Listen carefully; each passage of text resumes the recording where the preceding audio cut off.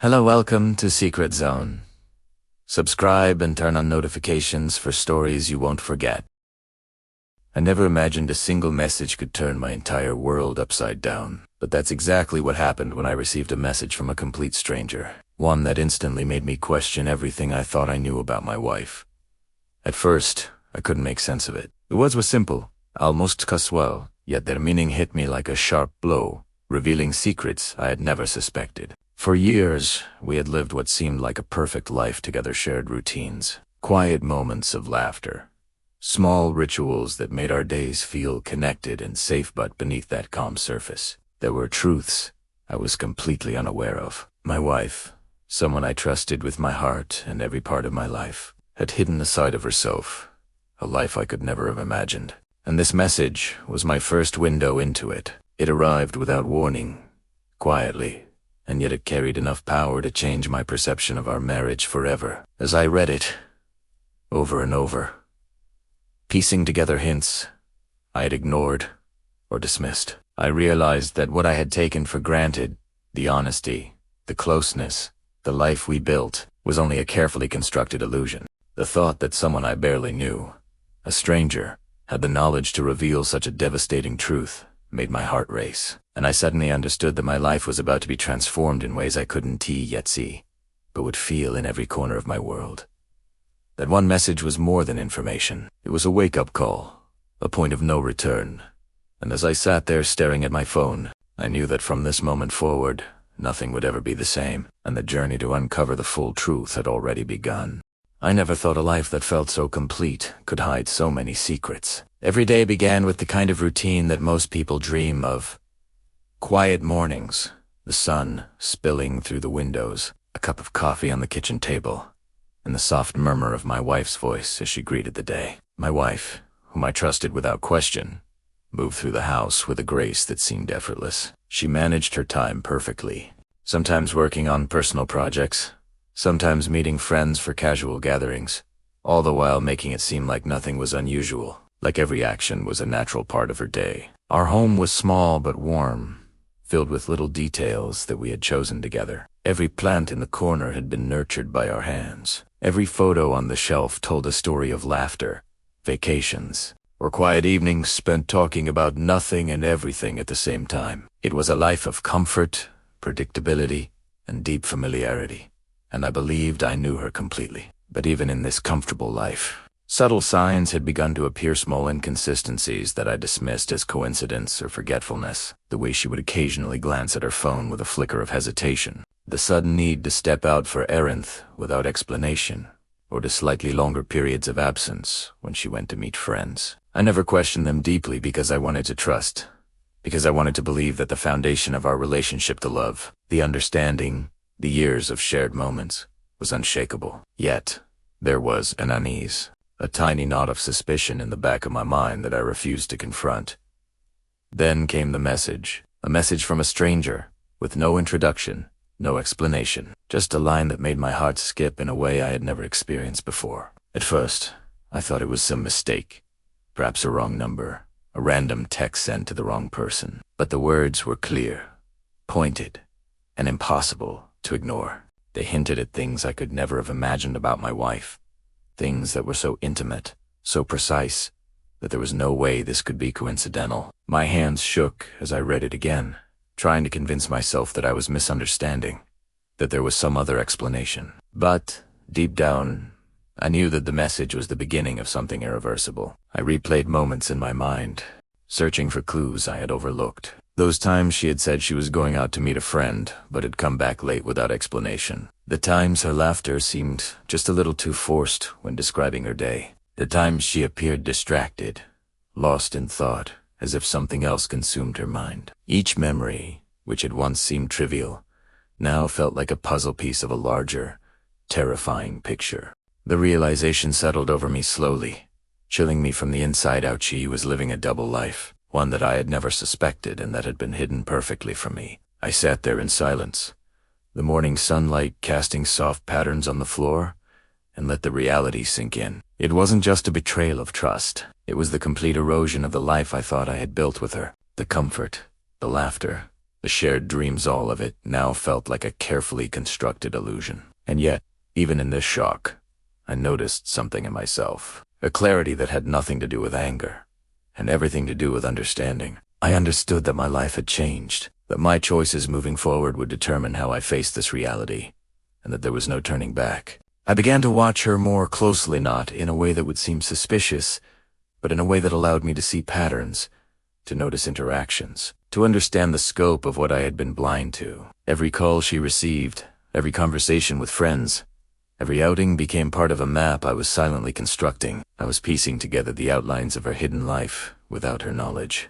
observing with a detached precision that both pained and empowered me. The strange balance of heartbreak and control created a tension I had never experienced, a combination of emotions that made my mind sharper, my focus clearer, and my resolve stronger. The more I observed, the more I realized how expertly this life had been hidden from me. Every lie was subtle, every omission carefully planned, and every encounter shrouded in plausible excuses. And yet, the stranger's message had cracked that shell, had created a window into her world that I could not ignore. It was the first moment I felt the full weight of betrayal, but it was also the first moment I felt the necessity of action, of reclaiming control, of deciding my own path, and the aftermath of someone else's deception. I knew I had to move carefully.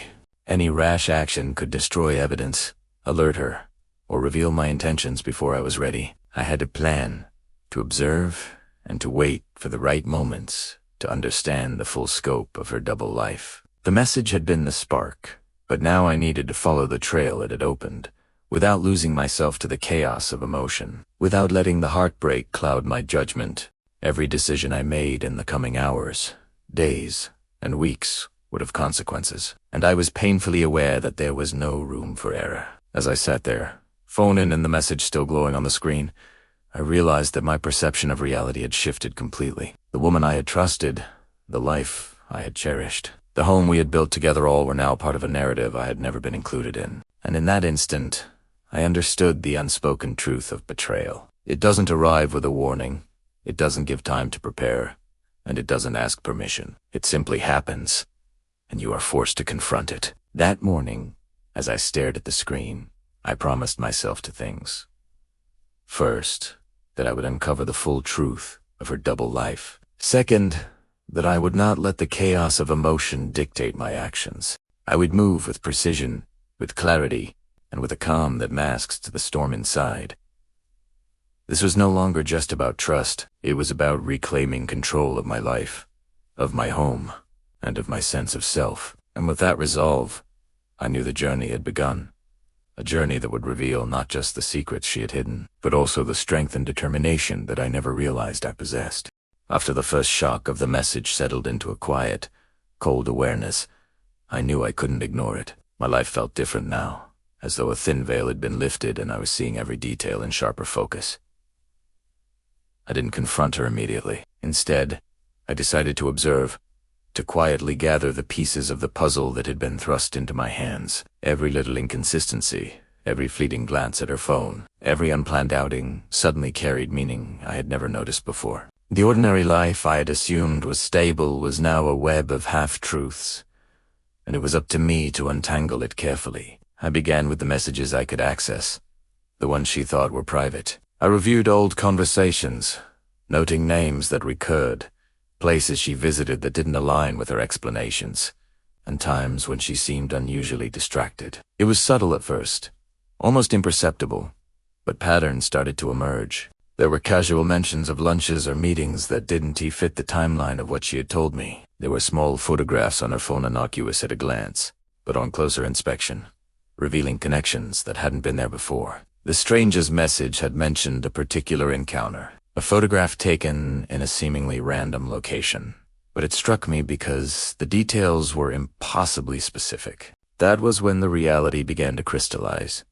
She wasn't just hiding minor things from me. There was a structured, intentional secrecy, a life that existed parallel to the one I had shared with her. My mind raced, cataloging every memory, every interaction, every casual remark, and slowly, they formed a pattern of deception I had never expected. I started paying attention to the way she spoke, The subtle shifts in tone when certain names were mentioned. The way she laughed just a little too quickly when describing her day. Each action was like a breadcrumb, leading me deeper into the truth. I began to follow without being noticed, keeping a mental map of locations she visited, noting the timing of her departures and returns. Every coffee shop, every park, every quiet street she frequented suddenly felt like a stage where part of her life had been performed just out of my sight.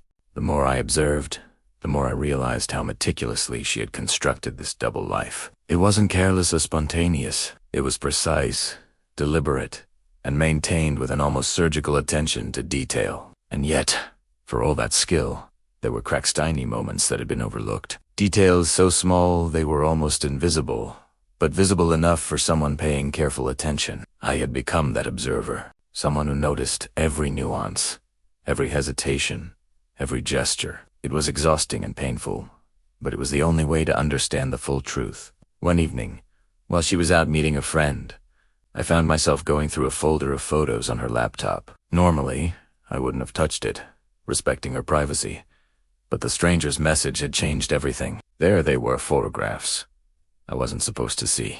Some were taken in public, some in private locations, but all carried a clear, undeniable message. She was not the woman I thought I knew. In some images, she was smiling in a way I recognized my smile. The one she used to save only for me, but now it was directed at someone else. Her hand touching another person in a familiarity that cut deeper than words could describe.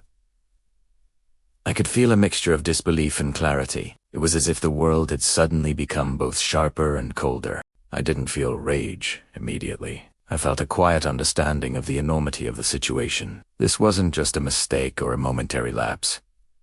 It was an intentional choice. She had created a life parallel to ours, one that had existed without my knowledge, one that had been maintained for reasons I couldn't yet fully comprehend. And the stranger's message had given me the first glimpse into this hidden reality. I knew I needed to proceed carefully. Any reaction on my part could alert her, could cause her to change her behavior, or worse, destroy the evidence I needed to fully comprehend her actions. So I continued observing, documenting mentally, and planning the steps I would take. I started keeping a notebook of times, locations, and encounters, connecting each piece of information like a detective piecing together a case. It was methodical, almost clinical, but necessary if I wanted to understand the full scope of her double life. There was a moment, sitting alone in the living room with the house quiet, when I realized just how alone I had been in this marriage without knowing it. The trust, the shared routines, the moments I thought were intimate and private,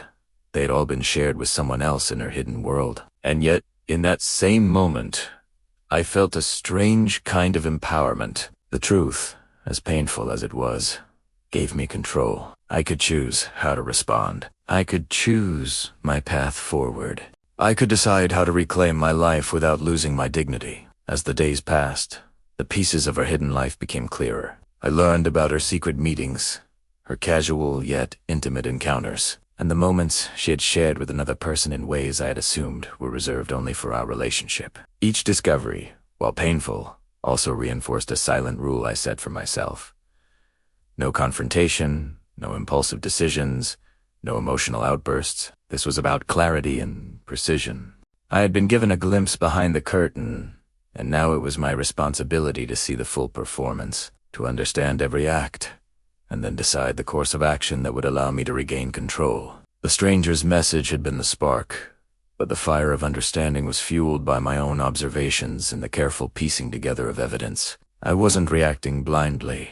I was gathering facts, building a complete picture, and preparing for the moment when the truth would have to be confronted not through anger or tears, but through deliberate and intentional action. Every step I took, every observation I made, brought me closer to understanding the depth of the betrayal and the exact choices she had made. And ultimately, it prepared me for the decisive moment when I would reclaim my life. By the end of this phase, I had gathered enough information to understand the basic structure of her double life, who she had been spending time with, and the level of intimacy involved. I could see the patterns, predict the timing of her meetings, and anticipate the moments she had tried to hide from me. And in that clarity, I also recognized something else.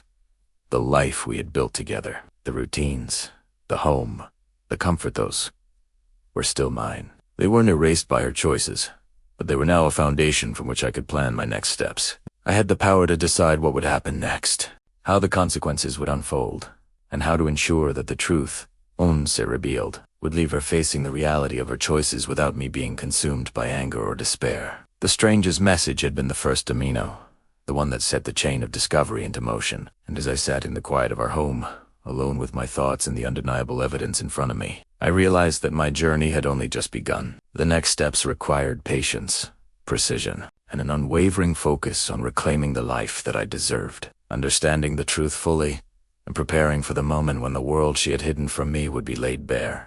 By now, the truth was undeniable. Every observation, every photo, every subtle clue had formed a clear picture I could no longer ignore. My wife had been living a double life, carefully hidden from me, perfectly constructed so that I would never suspect a thing. The realization was painful, more than anything I had ever felt before, but it also brought a strange clarity. For the first time, I saw the full extent of the betrayal, and with it came a decision that I would not make lightly. I knew that acting in anger or confrontation would only create chaos. I needed control, precision, and a plan that would protect me and expose the truth in a way that allowed me to walk away with dignity intact. I spent hours in thought, replaying every detail I had collected, the timing of her meetings, the locations, the messages she had sent and received, the photographs showing smiles and touches that had been meant to remain hidden, all of it combined into a roadmap of deception. And yet, amidst the heartbreak,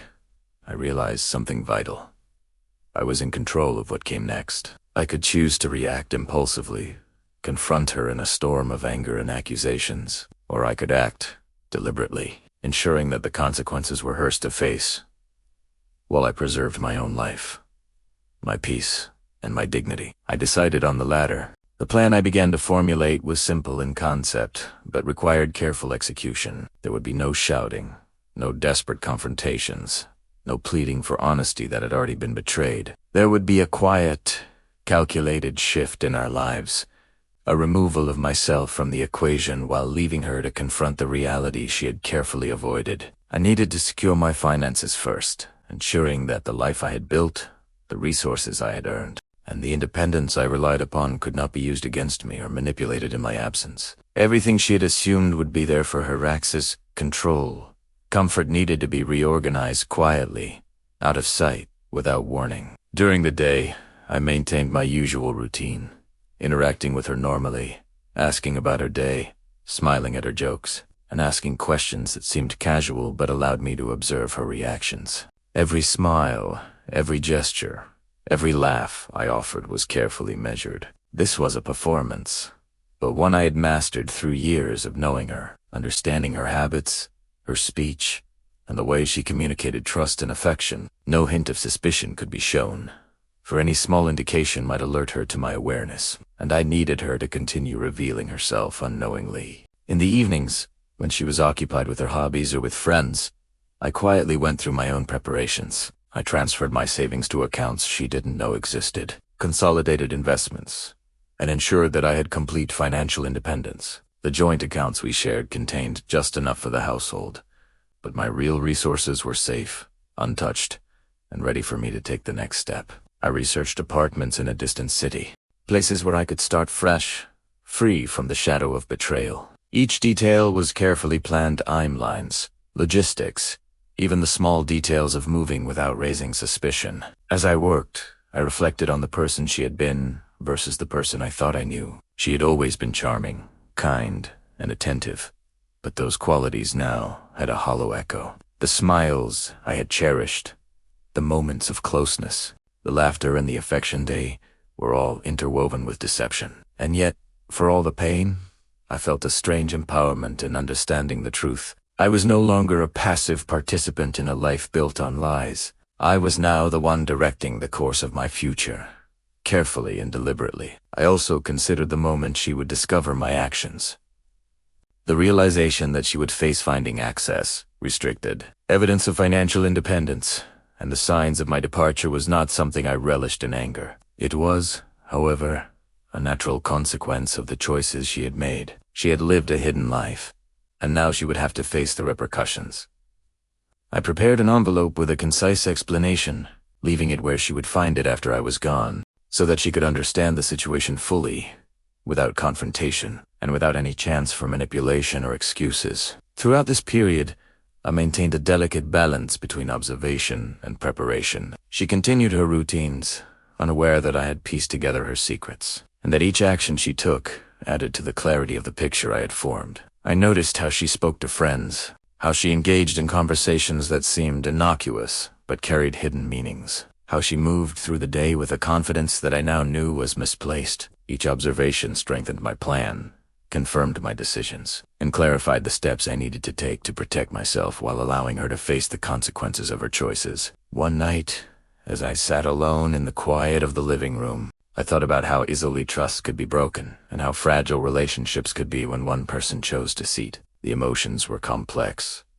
Sadness for the life I thought I had, anger at the betrayal, and yet a deep sense of control over the situation. I realized that true empowerment came not from revenge or confrontation, but from understanding, planning, and executing with precision. My goal was not to punish her, but to reclaim my life, to ensure my peace, and to step away without being consumed by the pain she had caused. The following days were a careful blend of normalcy and preparation. I continued to interact with her, maintaining the illusion of ignorance, while quietly finalizing every detail of my exit. I had lined up an apartment, transferred finances, and ensured that any resources she might rely on were protected. I rehearsed the steps in my mind repeatedly, anticipating every possible reaction, ensuring that the plan could unfold flawlessly. Every detail mattered.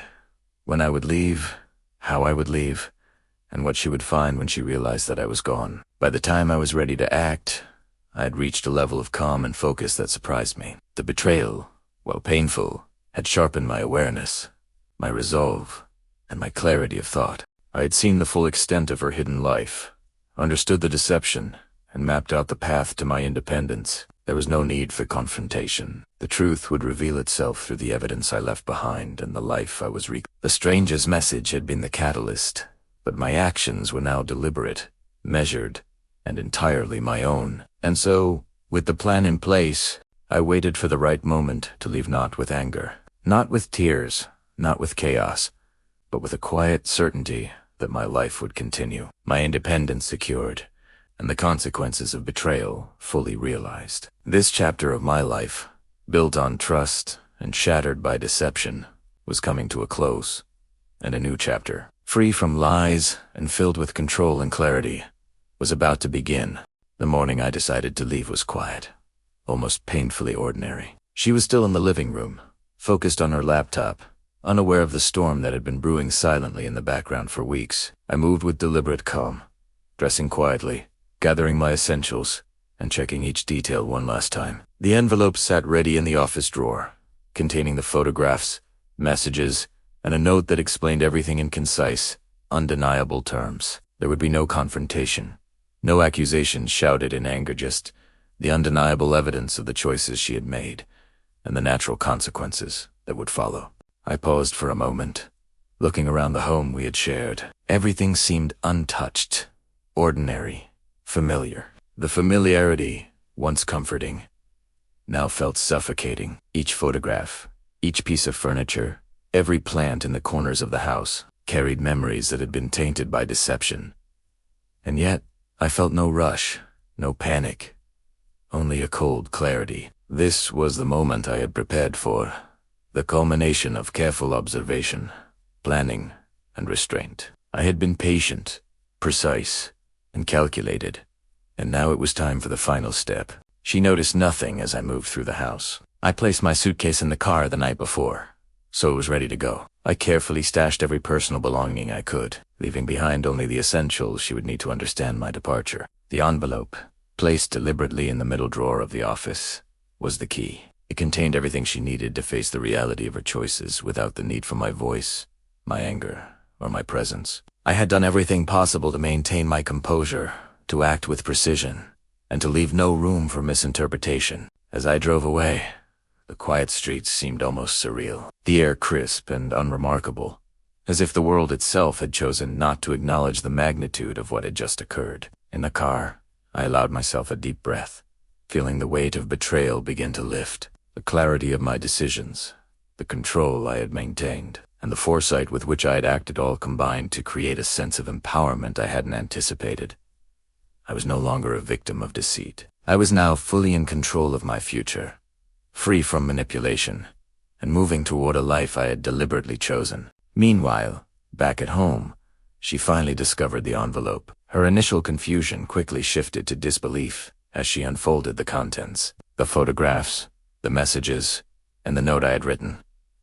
Each detail precise, each word deliberate. Her hands trembled as she read, her face draining of color as the reality of her choices settled upon her. The life she had maintained in secret had collapsed instantly, and the comfort she had relied upon, the trust, the security, the shared home was gone. She tried to call, to message, to find some way to reach me, but all attempts were ignored. My number had been blocked, and she was left with nothing but the truth she had avoided facing. The consequences were immediate and undeniable. She was forced to confront the reality of her actions, the termination of our shared living arrangements, the lack of access to the resources she had assumed were hers, and the isolation brought on by her hidden life being exposed. Friends who had once supported her distanced themselves as rumors and gossip spread quietly through her social circle. The world she had taken for granted, the network she had relied on, and the facade she had maintained all crumbled simultaneously. And I, having acted with precision and calm,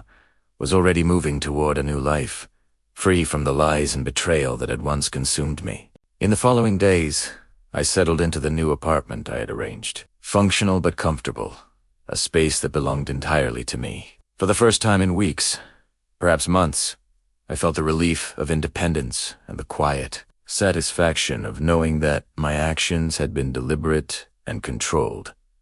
The past, with all its deception and heartbreak, was behind me. The future, uncertain but free, stretched ahead, offering the promise of new beginnings, new routines, and a life unburdened by betrayal. She, on the other hand, faced the stark reality of her choices. Her reputation, once carefully cultivated, had begun to unravel. Attempts to rebuild trust in social circles were met with skepticism, and professional opportunities she had relied on were no longer accessible. The consequences of living a double life were fully realized, and the stability she had once enjoyed was replaced with anxiety, isolation, and regret. Every photograph, every message, every memory that had been part of her secret existence became a painful reminder of the life she had lost. Months later, I had fully immersed myself in the new life I had created. Work, personal projects, and the simple routines of independence filled my days. The betrayal,